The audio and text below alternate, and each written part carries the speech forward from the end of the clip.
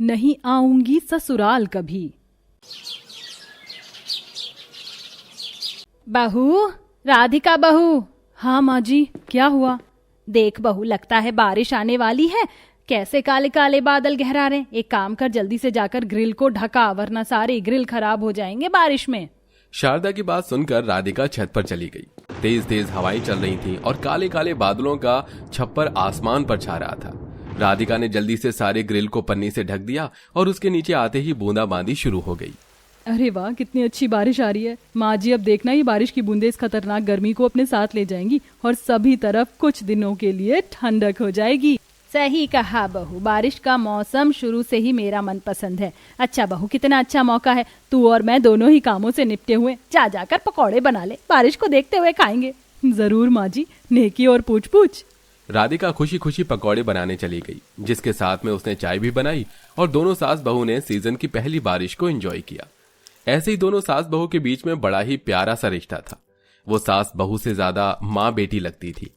शारदा राधिका को काफी मान देती थी और वो घर में खुशी खुशी रह रहे थे।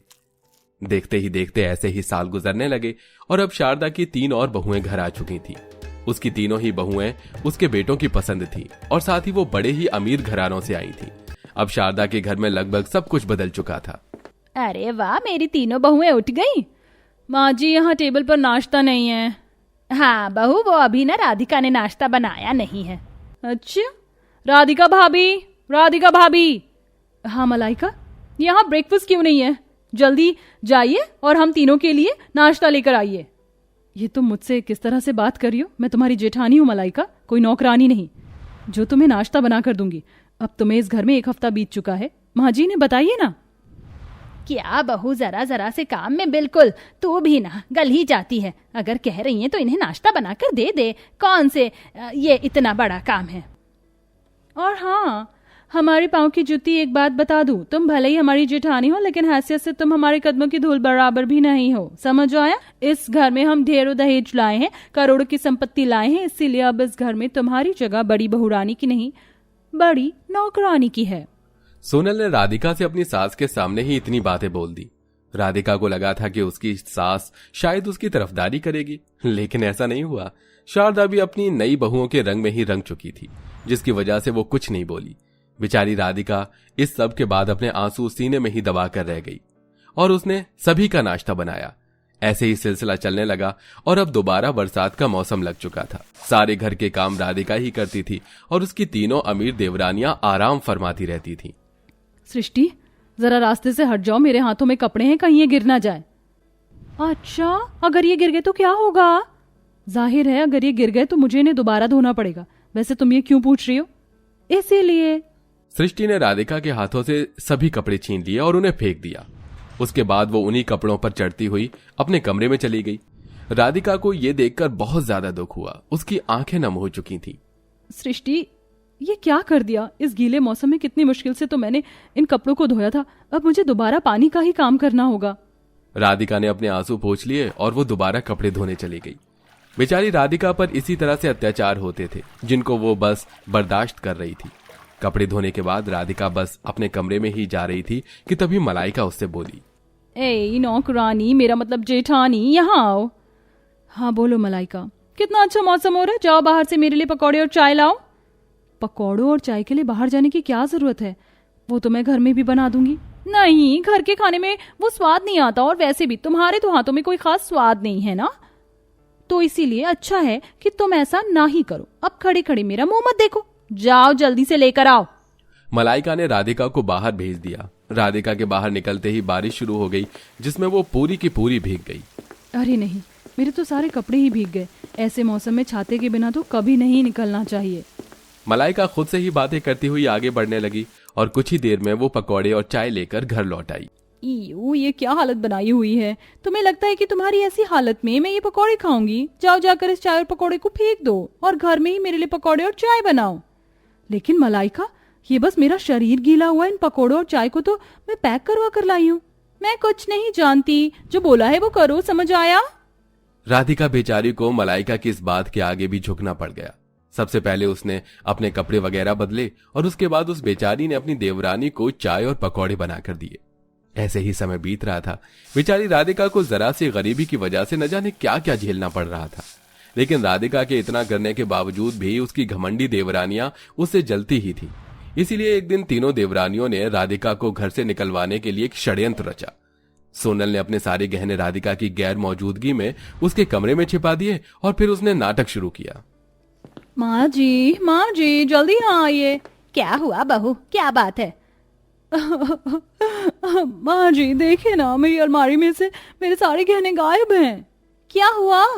मेरे सारे गहने गायब हैं। क्या तुमने सभी जगह अच्छे से देख लिया? हाँ। चलो तो घर में ढूंढते हैं। तीनों बहुओं ने घर में ढूंढने का नाटक किया और उन्हें राधिका के कमरे में सोनल के सारे गहने मिल गए।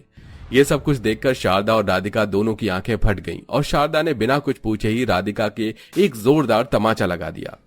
तू इतना गिर गई कि तू अपने ही घर में चोरी की? माँ जी मैंने तो कुछ।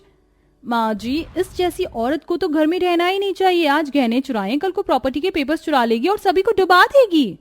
सही कहा। चली जा राधिका मेरे घर में से, अब तेरे लिए कोई जगह नहीं है। राधिका शारदा की बात सुनकर हैरान हो गई। वो समझ गई थी कि ये सब उसकी देवरानियों की ही चाल थी। इसीलिए वो आंखों में आंसू भरकर अपनी ससुराल से निकल आई और दरवाजे पर खड़े होकर बोलने लगी। रचो, तुम्हें कितने षड्यंत्र रचने हैं, आज तुम्हारा मकसद पूरा हो गया ना। यही तो तुम लोग चाहती थी। अब तुम देखना, चाहे तुम कितना भी बुलाना, लेकिन अब मैं नहीं आऊंगी ससुराल, कभी नहीं आऊंगी। ये पैसा दौलत सब कुछ आपको मुबारक। मैं तो कल भी गरीब थी और आज भी गरीब ही हूँ, लेकिन आप देखना मेरे दिन भी जरूर बदलेंगे और एक दिन आपको अपनी गलती का एहसास होगा। अलविदा सासू माँ, नहीं आऊंगी ससुराल कभी अब मैं। राधिका ऐसे बोलती हुई चली गई। उस वक्त भी तेज बारिश हो रही थी। उसके जाते ही तीनों देवरानियां खुश हो गईं। कितनी तेज बारिश पड़ रही है। अब ऐसे में सबसे पहले मुझे एक घर का इंतजाम करना पड़ेगा। राधिका के गले में एक सोने का मंगलसूत्र था और साथ में कानों में छोटी छोटी झुमकियां। राधिका ने उन सभी को ही बेच दिया और एक छोटा सा कमरा किराए पर लिया।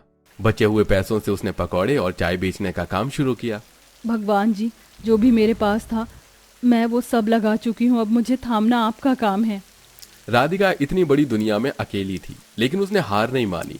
वो रोजाना अपने ठेले पर चाय बेचती और साथ में आलू और मिर्च के पकौड़े भी बनाती थी। अब ऐसे ही चलते हुए कई साल गुजर चुके थे और जिस राधिका ने चंद पैसों से अपना छोटा सा स्टॉल लगाया था, आज उसका एक बड़ा रेस्टोरेंट बन चुका था और राधिका के आसपास नौकर चाकर लगे रहते थे। तो वहीं दूसरी तरफ उसकी तीनों देवरानियों के पतियों का काम ठप हो चुका था और वो सभी सड़क पर आ चुके थे। इसीलिए जब उन्हें राधिका की कामयाबी के बारे में पता चला तो वो सभी उसके रेस्टोरेंट में आए और मदद की गुहार लगाने लगे। जेठानी जी, हमें माफ कर दीजिए ना, जो हुआ उसे भूल जाइए, हमारी मदद कर दीजिए ना। बहू, तुझे घर से निकालने के बाद मुझे सच्चाई का पता चला, वो इन तीनों की चाल थी, तब मुझे बहुत ज्यादा दुख हुआ। मैं माफ कर देना। सभी राधिका के आगे हाथ जोड़कर खड़े हो गए। तब राधिका सख्ती से बोली, सासू माँ, मैं जानती हूँ आपने कभी मेरा गलत नहीं चाहा, बस लोगों ने आपको गलत करने पर मजबूर कर दिया, इसीलिए मैं आपको माफ करती हूँ। बाकी जो लोग यहाँ खड़े हुए हैं, सिक्योरिटी, इन फकीरों को लेकर जाओ। जेठानी जी सुनिए। उन तीनों ने राधिका को बहुत मनाना चाहा, लेकिन राधिका ने उन्हें उन्हीं के हाल पर छोड़ दिया। राधिका अपनी सास को माफ कर चुकी थी।